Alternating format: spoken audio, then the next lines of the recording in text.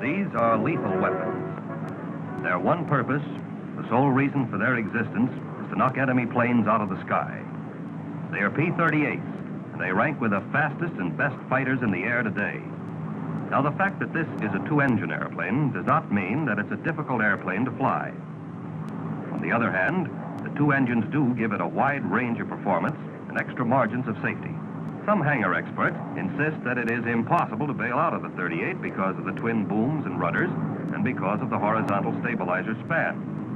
The truth is that it is no easier or harder to bail out of the 38 than out of any single-seater fighter. Bailouts can be made either, one, by turning the plane on its back and dropping out, or two, by getting out the left window and sliding down the wing. Now, don't stand on the wing to jump. The span of the horizontal stabilizer just doesn't affect the bailout. At high speeds, the airflow carries any object straight back and under the empennage, which is actually higher than the wing. Therefore, the only portion of the empennage which is critical is that portion directly aft of the bailout area. Thus, it doesn't matter whether the empennage has a 20-foot span or a 100-foot span. The critical area is still the same. Furthermore, on the 38, there's no vertical stabilizer which can get in the way. Actually, however, the object isn't to bail out of your ship, but to make the other fellow bail out of his. In the 38, you have a weapon which will help you do just that. It's a fighting man's airplane. Tough, rugged, reliable. Its high-speed performance is well known.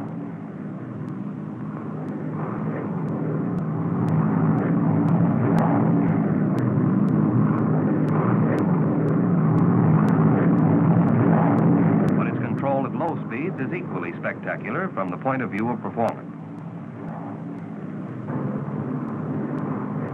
Presented herewith is a new type of airplane, a primary trainer escort, under absolute control at 90 miles an hour indicated. Now, watch its acceleration.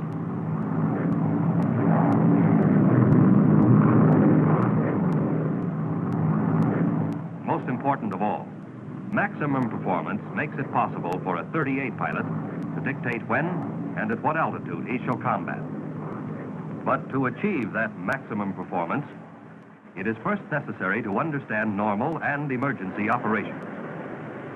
What we're about to see won't give us any laughs or thrills, but in the thick of battle when the going is tough, might mean the difference between victory or defeat, life or death. Among other things, we'll see what to do for normal routine precautions. For single-engine flight, landing, and single-engine failure on takeoff. How to handle one or both propellers inoperative, or so-called running wild. We will check on use of landing gear and flap emergency extension systems. All of these will be seen for the purpose of achieving the true objective of the airplane, maximum performance in combat.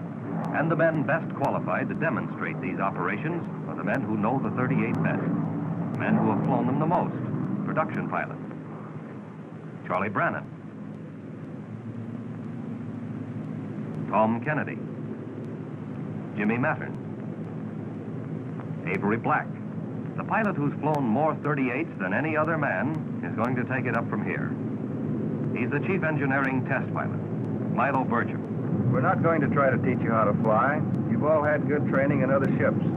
We're simply going to show you how we handle a 38, hoping to increase your knowledge and skill, and in that way, add to the effectiveness of the ship and to your own safety.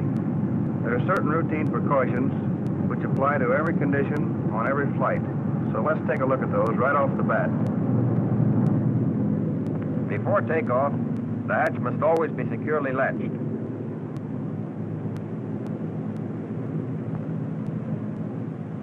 Both sliding windows must also be closed all the way. With the windows closed, the airflow is normal.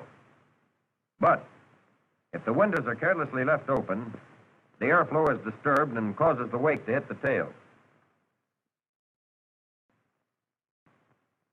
On airplanes equipped with external tanks, it is essential to be able to drop the tanks immediately, in case of engine failure on takeoff.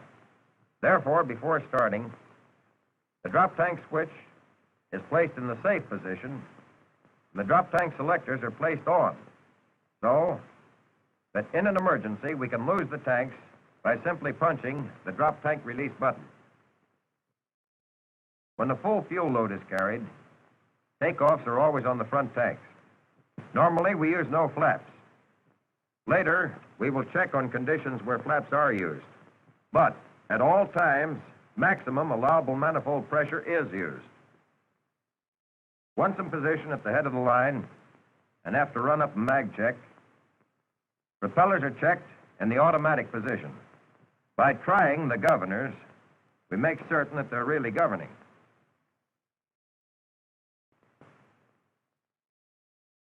Booster pumps are switched on in order to ensure adequate fuel pressure in the event of engine fuel pump failure.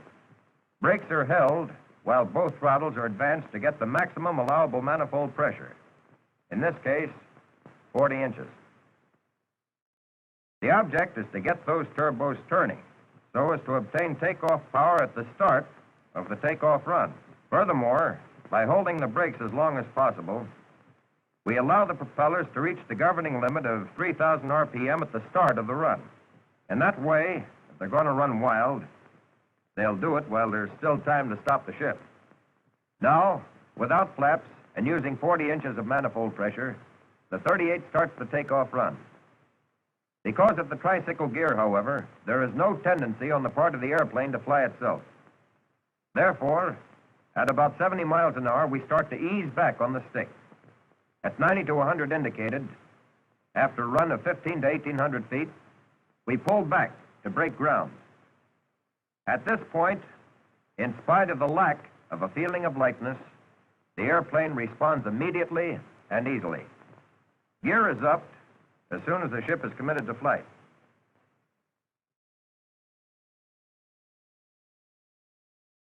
By the time the gear retracts, indicated airspeed will be at least 150, well above single-engine operation speed of 120. If the boom doors do not close immediately, nosing the plane abruptly down a couple of times usually will close the doors.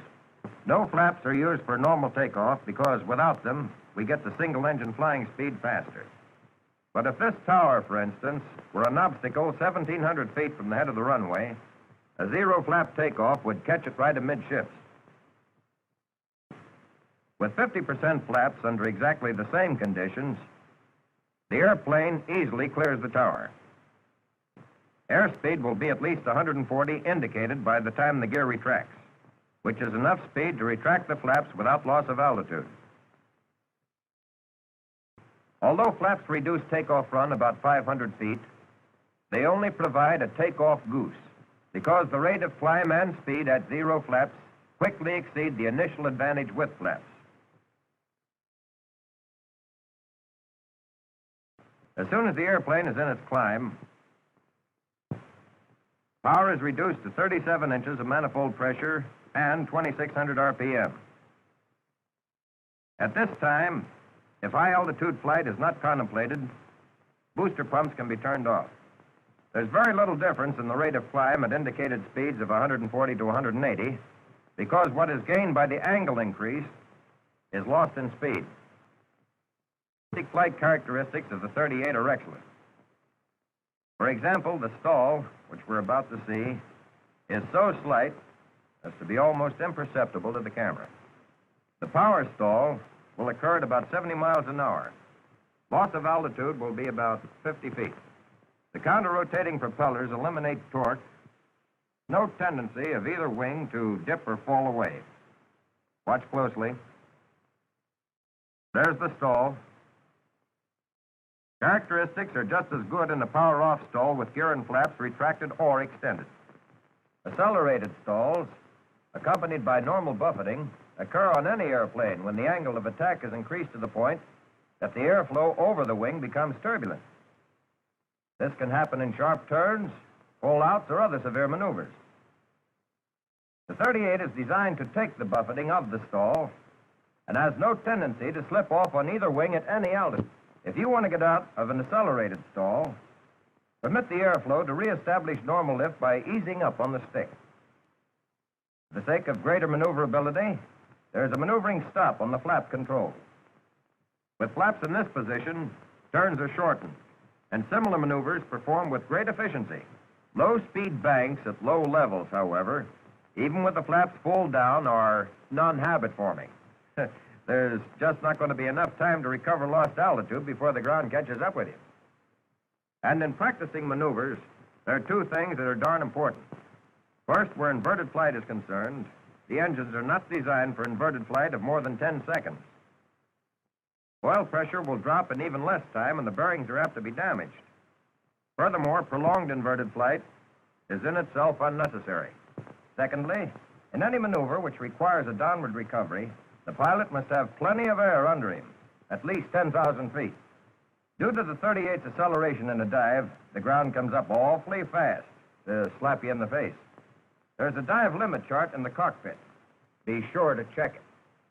Landings are not complicated, but in night landings, pilots new to the 38 sometimes get a surprise when lowering the landing light. This is due to the fact that the light disturbs the airflow to the aileron.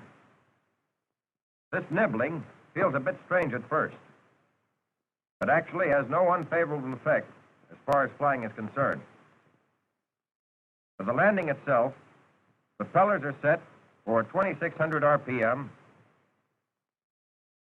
with about 23 inches of manifold pressure. And to ensure adequate fuel pressure, on go the booster pumps.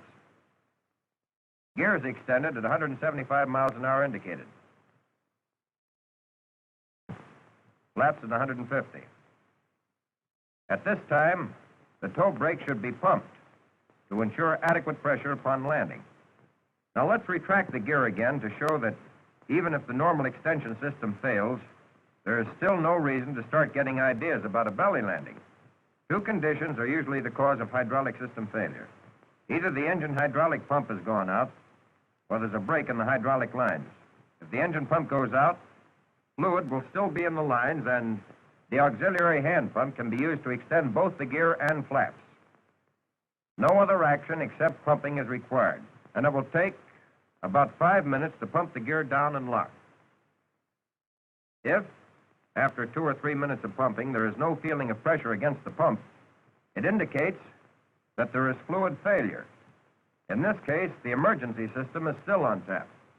The emergency extension system is used in the following sequence. First, landing gear control lever is placed down. Next, the bypass valve is closed by turning it clockwise.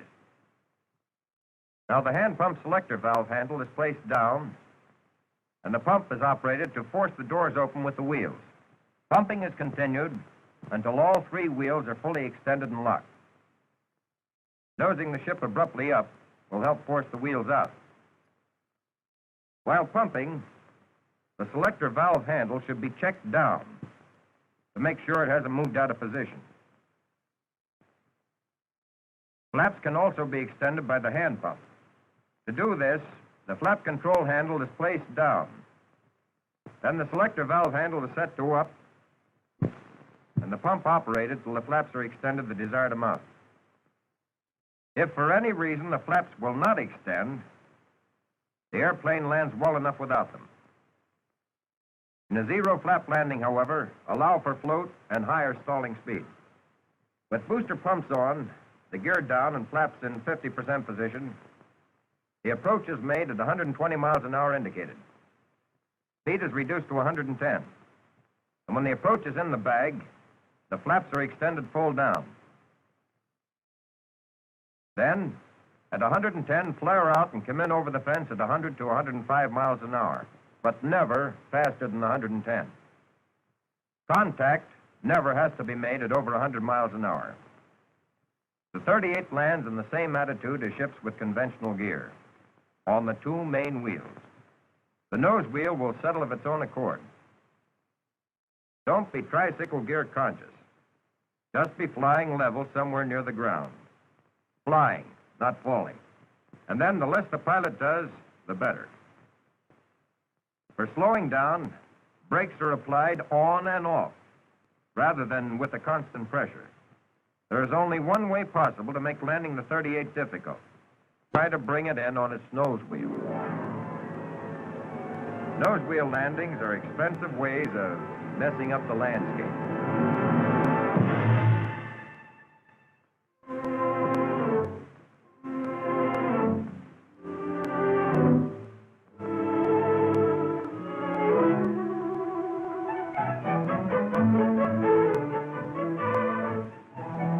And sometime or other, everybody feels a little sorry for pilots just starting to fly single-seat fighters.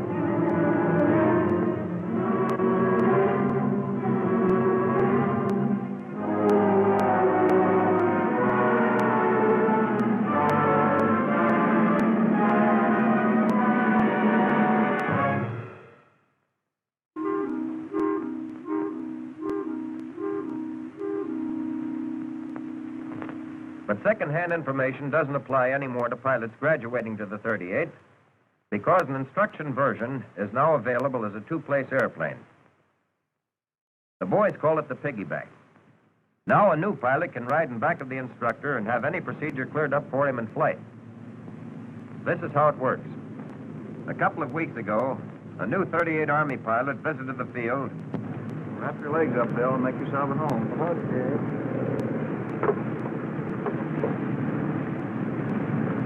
This being a passenger is a good deal. I feel like a colonel already. The last guy thought he was a general. Well, all kidding aside, Milo, I hope you don't think me a dope if I ask a lot of fool questions. You know a better way of finding something out? Well, no, but... Well, then ask away. Okay. Well, I did have a couple of question marks about the propellers running wild. Not that I don't understand perfectly, but, well, you know, it just isn't quite clear. Well, there's nothing serious about propellers running wild. No? It usually simply means that they're caught in full high RPM. And as a result, the engines are overspeeding. This can happen due to a shortened electrical system, or the switches being left in manual instead of automatic. Or maybe the circuit breaker switches are out at the start. But no matter what causes propeller over-revving, retarding the throttles will bring them under control and still leave enough power to at least circle the field and land. Propellers will run wild if, through carelessness, the propeller switches are left in manual instead of being checked in automatic. In this case, RPMs will be reduced by simply throwing the switches where they belong, in automatic. On late versions of the 38, warning lights go on when there's a short in the circuit. If a short occurs, the circuit breakers overheat and jump up. When they do, push the circuit breakers down. They'll have to be held down for about 15 seconds. Otherwise, the heat will just make them jump right back. I gotcha.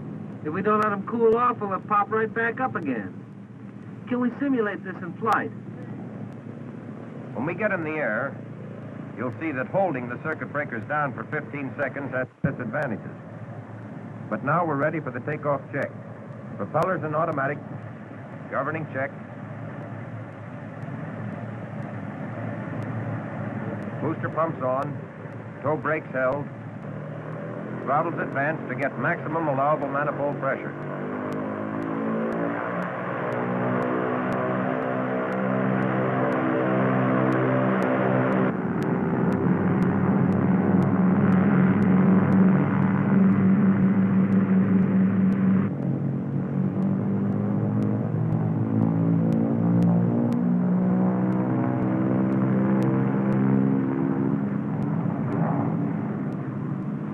Lights warn us that there's a short. And the propellers jump from 3,000 to 3,500 RPM. Shoving down the circuit breakers will help control the propellers. But the 15 seconds that they have to be held down is a long time in flying to have one hand committed to a single action. Therefore, it's better to retard the throttles and bring the RPMs down to 3,000 while still maintaining sufficient power to establish level flight before pushing the circuit breakers down. Now, with flight established, the circuit breakers can be held down. And if they stay down, as much power as is desired can be put on, and the propellers will be governing properly. If one engine were damaged by over-revving, the propeller would be feathered right away, and single-engine flight would be necessary. But correct single-engine flight procedure must be followed. There are only three main steps. The first step will be to set the dead engine mixture control to idle cutoff so as to reduce fire hazard by stopping the flow of fuel at once. Furthermore, if by mistake we try to kill the engine that's operating, the complete loss of power warns us while there's still time to recover. So, if the right engine were to quit, the three main steps would be, first, right mixture control to idle cutoff. Second, right feathering switch to full feather. And third, right throttle back to close.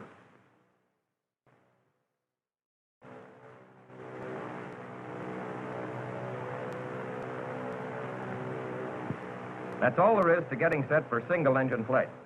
If the flight is going to be for any duration, though, there are 5 more simple operations which are mainly precautionary and intended to reduce drag.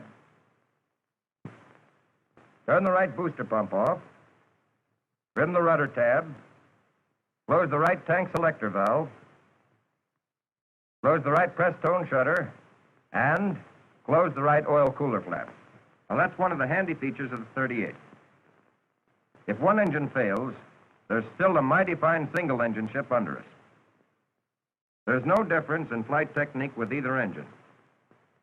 But for demonstration, we'd like to fly on the left engine and keep the generator going, rather than use the right engine and run on the battery. What we've just checked over have been the emergency procedures for single-engine failure.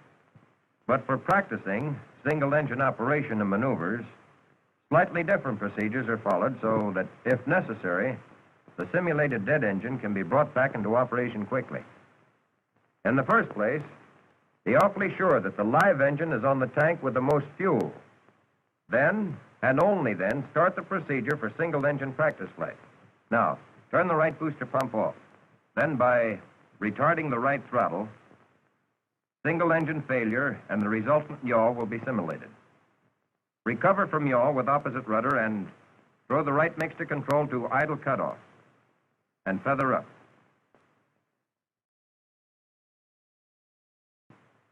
After the engine is stopped, trim the rudder tab and fare the right press stone shutter and right oil cooler flap. After the engine is stopped and the ship is trimmed, the control should be set in position for immediate unfeathering just in case something should happen to the engine we're flying on, and we have to use the engine being simulated as dead.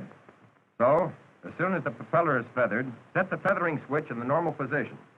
Then, raise the guard on the manual propeller switch to the dead engine and set it to the fixed position, and move the governor control to low RPM.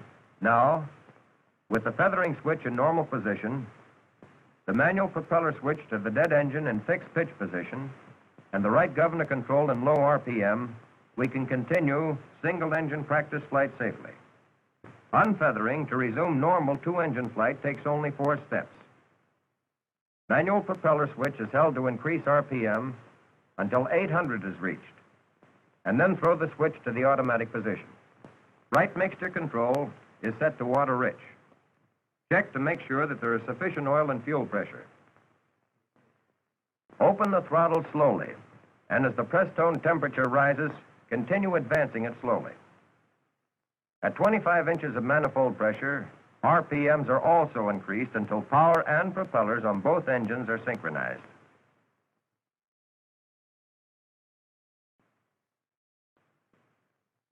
In unfeathering, we have to advance the throttle slowly because the dead engine is cooled off, and sudden application of power would be apt to result in serious backfiring. But no matter if the single-engine flight is due to necessity or for the sake of practice, the procedures for flight and landing will be the same. For single-engine cruising, satisfactory power is 31 inches of mercury and 2,300 RPM. For single-engine climb, 37 inches of mercury and 2,600 RPM are satisfactory. Use of more power is unnecessary and depends on the weight conditions of the plane. At an altitude of 20,000 feet, the 38 on one 1,150 horsepower engine can hit 205 miles an hour indicated airspeed. Figuring pressure and outside air temperature, the true speed is actually about 282 miles an hour. Loss of range in flying on one engine is about 20%. In cases of prolonged single-engine flight, fuel will have to be drawn from the tanks of the dead engine. Now, Bill, you reach over to do this. First, turn the selector to the tank which is to supply fuel. Then set the cross-feed valve switch to cross-feed position and turn the other selector off. The single-engine maneuvers we're about to go through are to show the flexibility of the ship and are recommended only for combat emergency.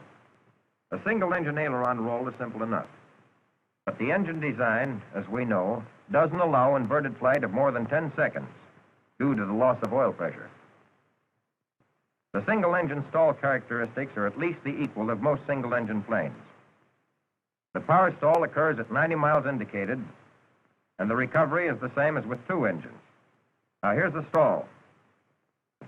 There's a big change in directional trim with change in speed comparable to the torque effect in single-engine airplanes. This is more pronounced in the slow-speed range.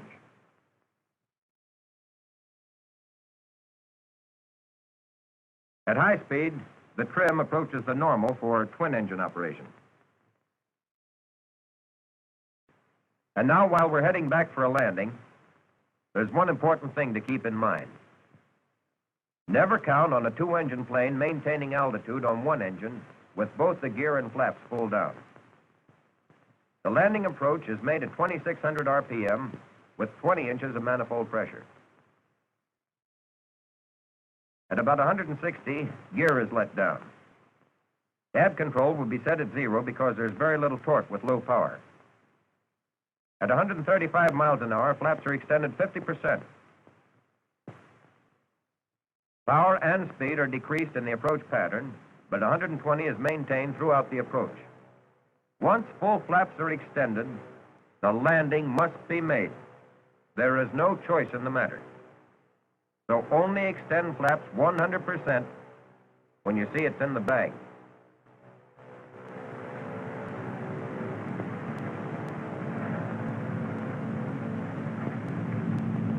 Retard the throttle and come in over the fence at 110.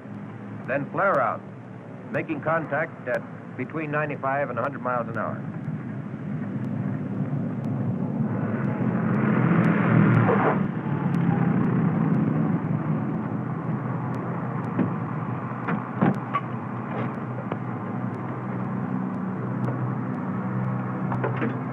Boy, if I'd known how easy that baby flies on one engine, I'd never bothered. Well, it's not easy and it's not hard. Just know how to practice.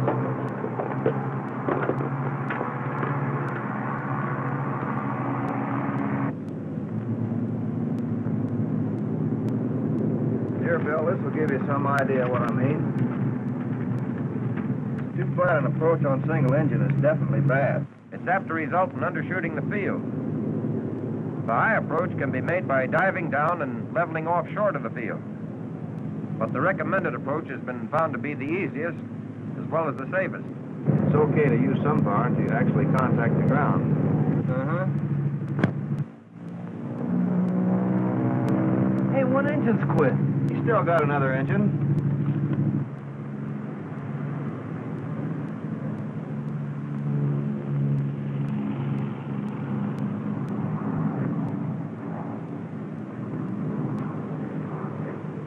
Well, he made it, but boy. Come here, I want to show you something. I think that's Tony Levere. Tony, simulate single-engine failure on takeoff. Okay, Milo. I'll cut the right engine.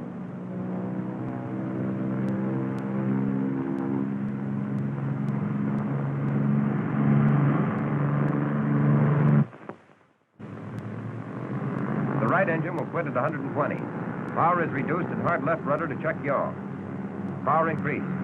Drop tank release button punch to drop the tanks. Right mixture control off. Full feather right propeller.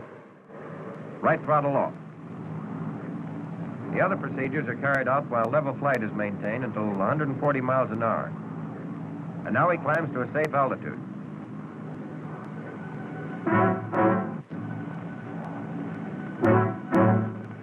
Remember, Bill, this is your first crack at it, so take it easy. Okay.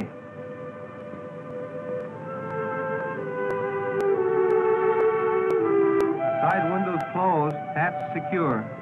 Straighten nose wheel. Nose wheel straight.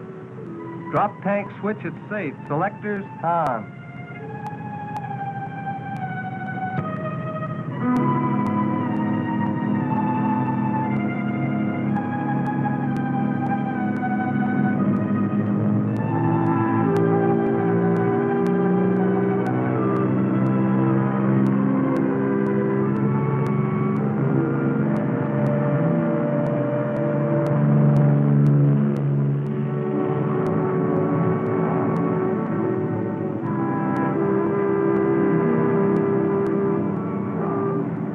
Ready for single engine practice flight on left engine.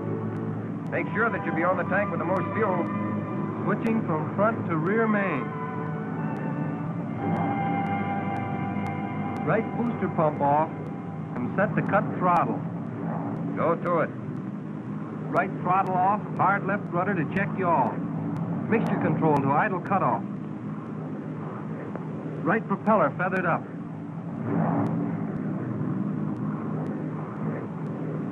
Right engine is dead.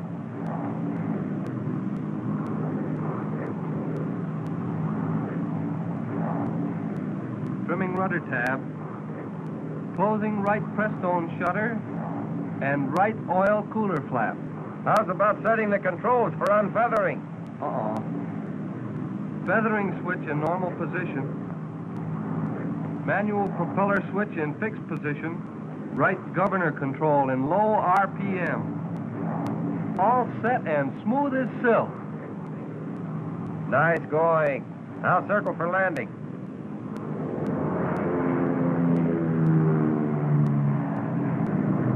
.2600 RPM with 20 inches. Tab control set at 0. Gear down at 160.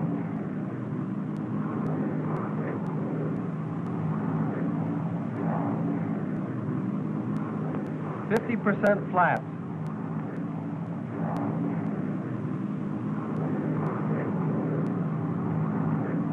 It's in the bag.